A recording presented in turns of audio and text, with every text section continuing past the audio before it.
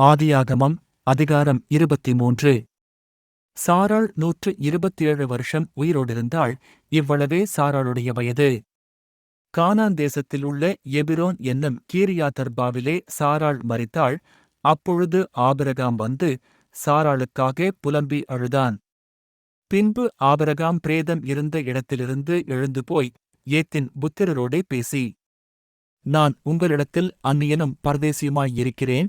என்னிடத்திலிருக்கிற இந்த பிரேதம் என் கண்முன் இராதபடிக்கு நான் அதை அடக்கம் பண்ணுவதற்கு உங்களிடத்தில் எனக்குச் சொந்தமாக ஒரு கல்லறை பூமியைத் தரவேண்டும் என்றான்.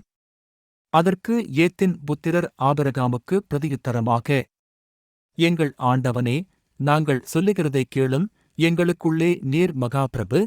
எங்கள் கல்லறைகளில் முக்கியமானதிலே பிரேதத்தை அடக்கம் பண்ணும்.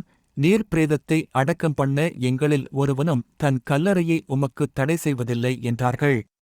அப்பொழுது ஆபிரகாம் எழுந்திருந்து ஏத்தின் புத்திரராகிய அத்தேசத்தாருக்கு வந்தனம் செய்து அவர்களோடே பேசி, என்னிடத்திலிருக்கிற பிரேதம் என் கண்முன் இராதபடிக்கு நான் அதை அடக்கம் பண்ண உங்களுக்கு சம்மதியானால், நீங்கள் என் வார்த்தையைக் கேட்டு சோகாருடைய குமாரனாகிய எப்பெரோன் தன் நிலத்தின் கடைசியிலே இருக்கிற மக்பேலா என்னப்பட்ட குகையை எனக்குச் சொந்தமான கல்லறை பூமியாயிருக்கும்படி தரவேண்டும் என்று அவரிடத்தில் எனக்காக வேண்டிக் கொள்ளுங்கள். அது பெருமான விலைக்கு அவர் அதைத் தருவாராக என்றான். எப்பெரோன் ஏத்தின் புத்திரர் நடுவிலே உட்கார்ந்திருந்தான். அப்பொழுது ஏத்தியனாகிய எப்பெரோன் தன் ஊர் வாசலுக்குள் பிரவேசிக்கிற ஏத்தின் புத்திரர் அனைவரும் கேட்க ஆபிரகாமுக்கு பிரதியுத்தரமாக, அப்படியல்ல, என் ஆண்டவனே, என் வார்த்தையைக் கேளும். அந்த நிலத்தை உமக்குத் தருகிறேன்.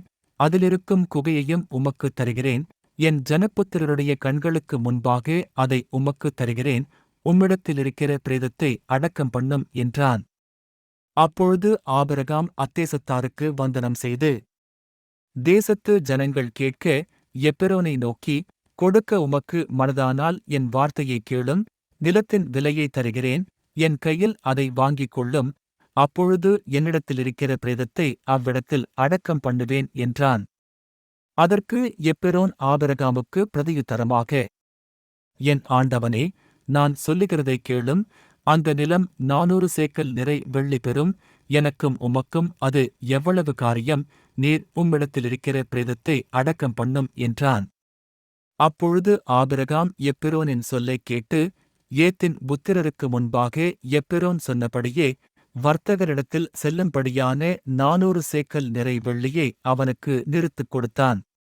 இந்த பிரகாரம் மம்ரேக்கு எதிரே மக்பேலாவிலுள்ள எப்பெரோனுடைய நிலமாகிய அந்தப் பூமியும் அதிலுள்ள குகையும் நிலத்தின் எல்லையெங்கும் சூழ்ந்திருக்கிற மரங்கள் அடங்கலும் அவனுடைய ஊர்வாசலுக்குள் பிரவேசிக்கும் ஏத்தின் புத்திரர் எல்லாரும் அறிய ஆபிரகாமுக்கு சொந்தமாக உறுதிப்படுத்தப்பட்டது.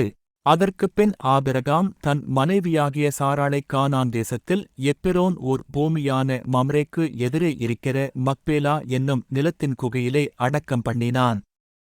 இப்படி ஏத்தின் புத்திரர் கையில் கொள்ளப்பட்டு அந்த நிலமும் அதிலுள்ள குகையும் ஆபிரகாமுக்கு சொந்த கல்லறை பூமியாக உறுதிப்படுத்தப்பட்டது.